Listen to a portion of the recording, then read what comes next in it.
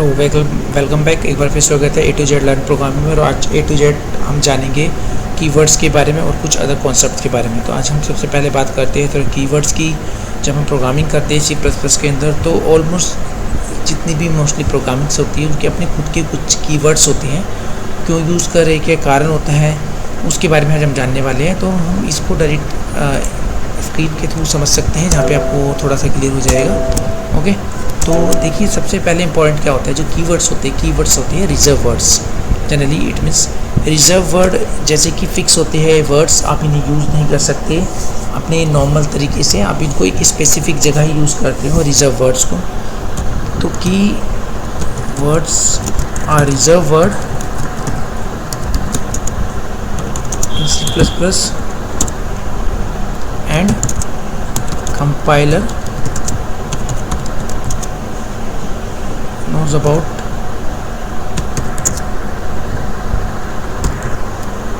their meaning.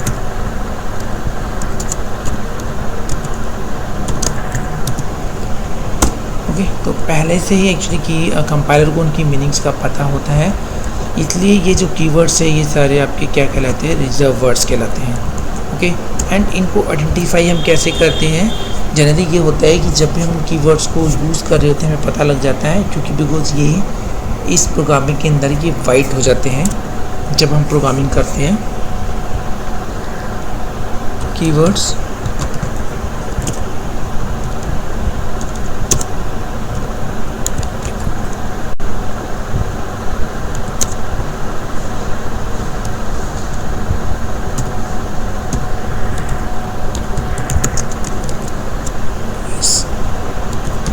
White.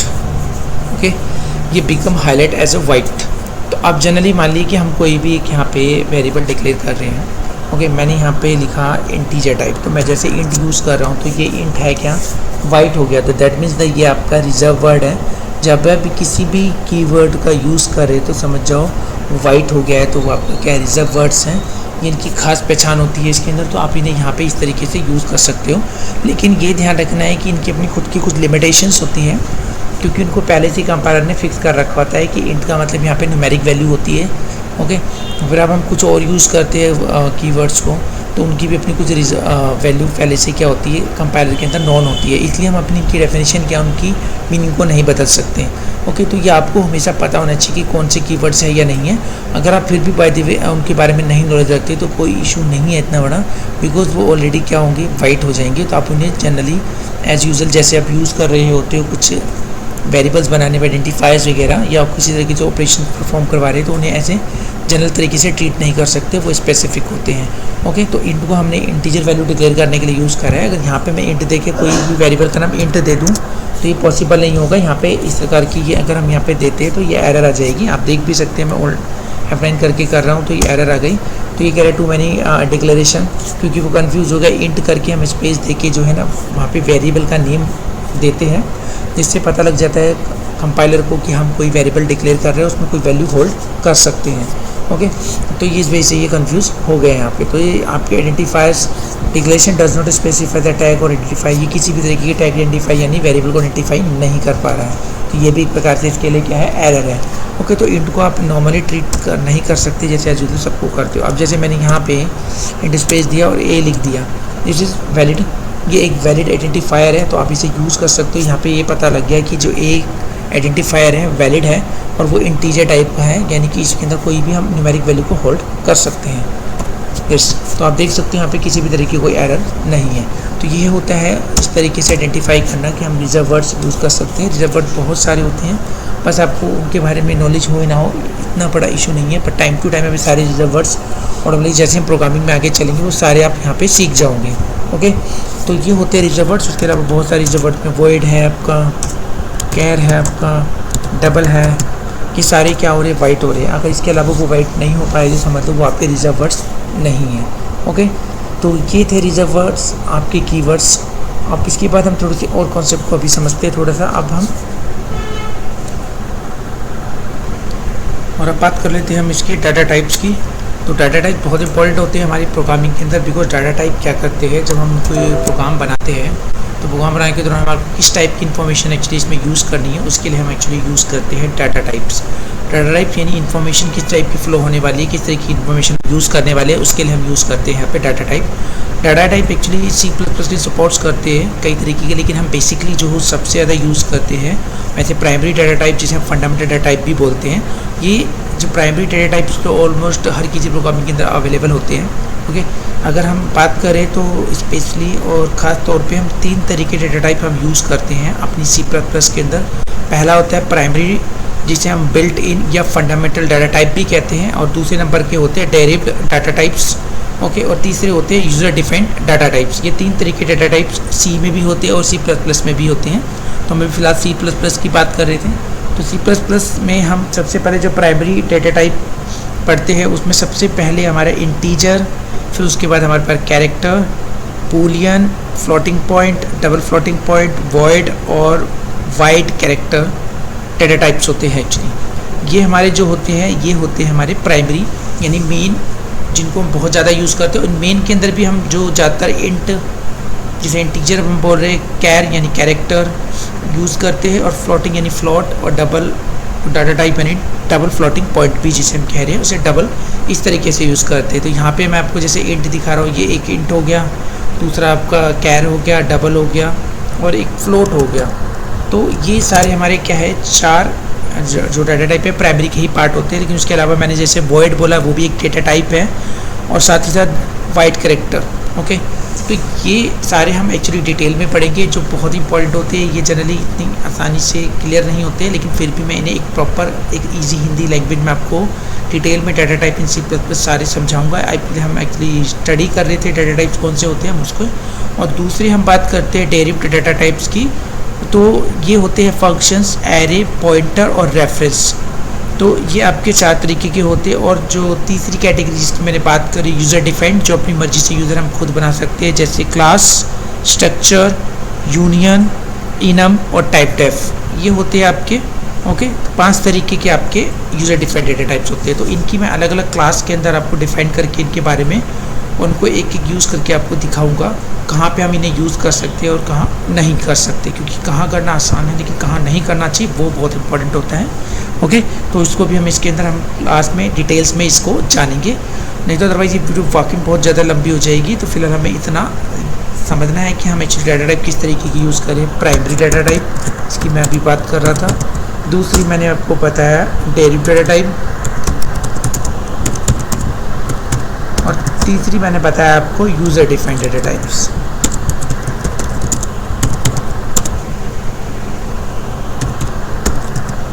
ये 3 तरीके के आपके डाटा टाइप्स होते हैं। प्राइमरी में मैंने आपको बता ही दिया है कि सबसे पहले हम इंटीजर की बात करें तो हमारा पहला जो होता है उसके अंदर इंटीजर होता है।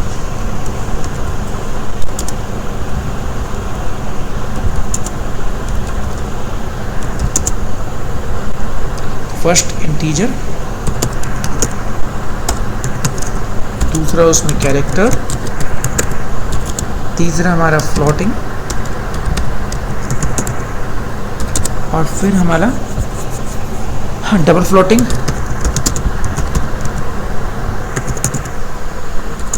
और फिर उसके बाद हमारा वॉइड, फिर लास्ट में हम यूज़ करते हैं इसके अंदर वाइड कैरेक्टर।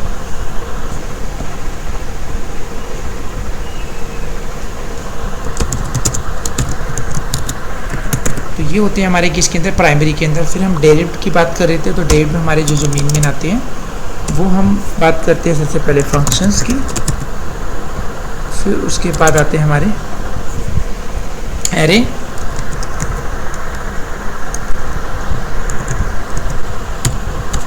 और फिर उसके बाद हमारे पॉइंटर, और लास्ट में हमारे पास होते हैं रेफरेंस। और तीसरी कैटेगरी में जैसे मैंने आपको बताया कि क्लास, स्ट्रक्चर, क्लास भी एक आपका इसका कीवर्ड है इसलिए वो हाईलाइट हो गया है यहाँ पे, यानी वाइट हो चुका है। और फिर यूनियन, फिर इनम, और लास्ट में टाइप डेफ। तो ये होते हैं, ये भी हमारा एक कीवर्ड ही है टाइप भी। तो ये होते हैं हमारे 3 टाइप्स के और 3 कैटेगरी के अंदर हम यूज़ ये सारे करते हैं। लेकिन प्राइमरी सबसे ज़्यादा यूज़ होने वाले होते हैं, मैंने क्लियर करा आपके ऊपर, वॉइड, इंट, कैर, डबल और फ्लोट, ये बहुत ज़्यादा यूज़ होते हैं मोस्टली प्रोग्रामिंग के अंदर। आप जिससे रिलेटेड ही प्रोग्राम बनाते हो, और जो ये डेरिव्ड हो गया और यूज़र डिफाइंड वगैरह, इनका भी बहुत ज़्यादा यूज़ होता है, ऐसे नहीं कि नहीं होगा। पर एक्चुअली प्राइमरी में हम अगर बात करें कि वाइट वगैरह की, इनका हम एक्चुअली यूज़ वाकई में बहुत कम करते हैं। और यूज़र डिफाइंड डेटा टाइप के अंदर हम क्लास, स्ट्रक्चर और यूनिट का भी बहुत यूज़ करते हैं, पर इनम और टाइप का बहुत ही ना के बराबर यूज़ करते हैं। ओके, तो इन सबको डिटेल में स्टडी हम करेंगे आने वाली क्लासेस के अंदर। ओके, तो मैं इनका अलग से वीडियो बनाऊंगा ताकि मुझे सारे इनके क्लियर हो जाए, हम क्यों यूज़ करें और क्यों नहीं यूज़ करें। ओके, तो ये थे हमारे क्या डाटा टाइप, हम क्यों करते हैं डाटा टाइप, ताकि किस तरीके की इन्फॉर्मेशन या किस तरीके हम इन्फॉर्मेशन प्रोग्राम के अंदर फ्लो करवा रहे हैं उसके लिए यूज़ करते हैं। फॉर एग्जांपल मैं छोटा सा ऐसे बताता हूँ, जैसे हमें 2 नंबर इनपुट करवा के उन्हें ऐड करना है, तो यहाँ पे हमें पता है 2 नंबर जो होते हैं वो इंटीजर टाइप के होते हैं, तो हम दोनों को इंटीजर टाइप के सिंपल लेंगे, यानी इंट और प्लस भी करेंगे तो उनको कहीं स्टोर करवाएंगे, वो भी एक इंटीजर टाइप का ही होगा। ओके, तो यहाँ पे हम दो वैल्यू को ऐड इस तरीके से कर सकते हैं इंटीजर टाइप। तो हमें पता लग गया हम किस टाइप की इन्फॉर्मेशन फ्लो करवाने वाले हैं अपने प्रोग्राम में, इंटीजर यानी इंट टाइप। ओके, तो ये थे हमारे डाटा टाइप्स। ओके, तो आगे थोड़ा सा पढ़ते हैं इसके बारे में, ऑपरेटर्स के बारे में। तो अब हम बात कर रहे थे ऑपरेटर्स के टाइप के बारे में। तो ऑपरेटर्स क्यों इंपॉर्टेंट होते हैं, ऑपरेटर्स होते क्या हैं, उनके बारे में थोड़ा जान लेते हैं। ऑपरेटर्स हम इसलिए यूज़ करते हैं ताकि हम ऑपरेशन परफॉर्म करवा सकें इसके अंदर। तो ये कैलकुलेशन बेस्ड ऑपरेशन, ये लॉजिकल ऑपरेशन बेस्ड करवाते हैं, यानी कि किस तरीके की हमारे को कोई लॉजिकल ऑपरेशन करवाने हो तब हम इनका यूज़ करते हैं। किसी तरीके का कोई हमारे को कैलकुलेशन बेस्ड प्लस माइनस और लॉजिकल लाइक यस और नो, इस तरह की कोई ऑपरेशन परफॉर्म करवाने हो तो तब हम इनका यूज़ करते हैं। यानी जितनी भी हम ऑपरेशन परफॉर्म करते हैं उनमें ऑलमोस्ट ज़्यादातर हम क्या यूज़ करते हैं, ऑपरेटर्स। तो ये ऑपरेटर्स हमारे किस तरीके के या कितने टाइप्स के होते हैं, हम उनको थोड़ा उसके बारे में जान लेते हैं। तो हमारे पास जो ऑपरेटर्स होते हैं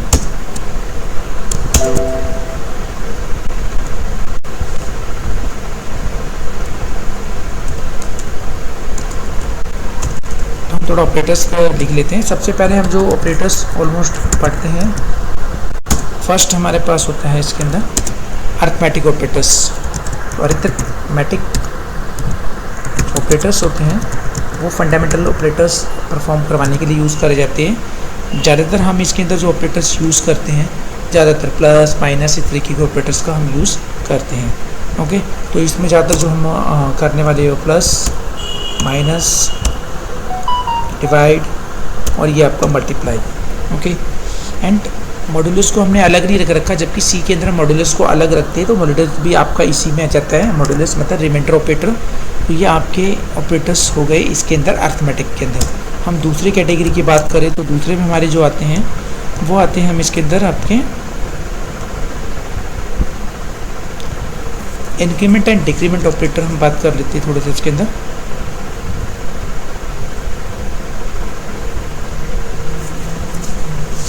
लेकिन एक मिनट, हम सबसे पहले देख लेते हैं अरिथमेटिक के बाद हम बात करते हैं इसके अंदर आपके असाइनमेंट ऑपरेटर की। ये बहुत इंपॉर्टेंट ऑपरेटर्स होता है। असाइनमेंट ऑपरेटर के अंदर आप क्या करते हो, यहाँ पर आप जैसे किसी को असाइन करने के लिए आप इसका यूज़ करते हैं, तो लाइक दिस। ओके, तो ये आपके असाइनमेंट ऑपरेटर्स में हो गए। तीसरी कैटेगरी हम बात करें तो लॉजिकल ऑपरेटर्स होते हैं हमारे। लॉजिकल ऑपरेटर में हम logical operation perform like check करते हैं कि इसके अंदर की 2 स्टेटमेंट जब हम जोड़ते हैं तो तब हम इसका यूज़ ज़्यादा करते हैं। तो लॉजिकल ऑपरेटर्स की अगर हम बात करें तो इसमें हम सबसे ज़्यादा एक एंड ऑपरेटर्स यूज़ करते हैं, एक हम लॉजिकल और एक लॉजिकल नॉट ऑपरेटर का यूज़ करते हैं। फिर आते हैं हमारे रिलेशनल ऑपरेटर। रिलेशनल दो ऑपरेंड्स के बीच में रिलेशन चेक करने के लिए भी हम इसका यूज़ करते हैं, जिसमें हमारे रिलेशनल में आते हैं greater than, less than, greater than equal और लेस दैन इक्वल और इक्वल दिस। ओके, तो ये ऑपरेटर्स में हम यूज़ करते हैं, यहाँ तक कि हम इसके अंदर नॉट इक्वल का भी यूज़ करते हैं ये जी। अब उसके बाद आते हैं हमारे पास यहाँ पे बिटवाइज, हम बिटवाइज का भी यूज़ करते हैं, यानी कि ये बिट पे ऑपरेशन परफॉर्म करवाने ऑपरेटर्स होते हैं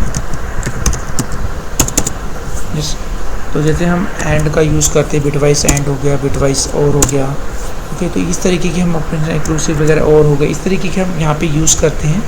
ओके, तो वंस कॉम्प्लीमेंट का भी यूज़ करते हैं। तो ये सारे आपके क्या है बिटवाइज ऑपरेटर्स होते हैं।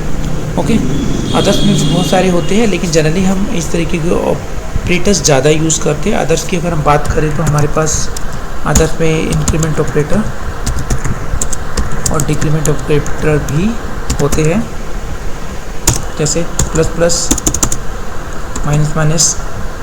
तो हम डिक्रीमेंट कर रहे हैं और इंक्रीमेंट कर रहे हैं, इस तरीके के कुछ हो गए। फिर हमारे पास टर्नरी ऑपरेटर भी होता है।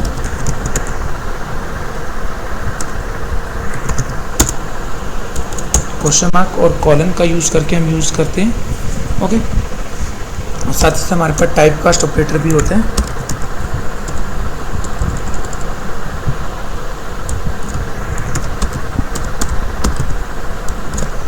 उसके अलावा बहुत सारे ऑपरेटर्स में से हम जो मेन ऑपरेटर्स यूज़ करते हैं वही होते हैं। तो इनको भी हम डिटेल्स में एक करके स्टडी करेंगे, इनके प्रोग्राम भी बनाएंगे ताकि आपको ज़्यादा इजीली क्लियर हो सके इसके अंदर कि कहाँ पे कब हम क्यों यूज़ कर रहे हैं। ओके, तो ये थे आपके ऑपरेटर्स। तो ऑपरेशन परफॉर्म करवाने के लिए हम इनका यूज़ करते हैं। तो अर्थमेटिक और लॉजिकल दोनों ऑपरेशन आप इससे परफॉर्म करवा सकते हैं। ओके, तो ये थे आपके हमने तो आज हमने क्या क्या इसके अंदर सीखा कि हमने ये एक तो ऑपरेटर्स के बारे में सीखा, साथ ही साथ हमने यहाँ पे ये भी सीखा कि हम किस तरीके के कीवर्ड्स यूज़ करते हैं, और साथ ही साथ हमने डाटा टाइप को भी स्टडी करा। तो इनकी जो जनरल नॉलेज हमारे को हो चुकी है। तो अब उसके बाद हमारे पास किसी तरीके का क्वेश्चन नहीं रह जाता है कि हम यहाँ पे डाटा टाइप क्या होते हैं, कीवर्ड्स क्या होते हैं और हम ऑपरेटर्स क्या होते हैं। तो ऑपरेटर्स सीखने रह गए हम हमारे लिए कि हम इनको कहाँ पे यूज़ करने वाले हैं, पर ऑलमोस्ट हमारे को उनके टाइप पता लग गए हैं। आई होप ये वीडियो आपको अच्छी लगी, पर भले ही लेंथी हो गई बट आपके लिए वीडियो बहुत ज़्यादा सक्सेसफुल रहेगी, बिकॉज ये आपके ऊपर जो क्वेश्चन छोटे मोटे रहते हैं इस तरीके की वो आपके आज क्लियर हो गए होंगे। तो इनको डिटेल में स्टडी हम ज़रूर करेंगे, तो उसके लिए भी हमारी वीडियो का इंतजार कीजिए। प्लीज़ सब्सक्राइब और शेयर और ज़रूर कीजिए। Thank you very much and have a nice day.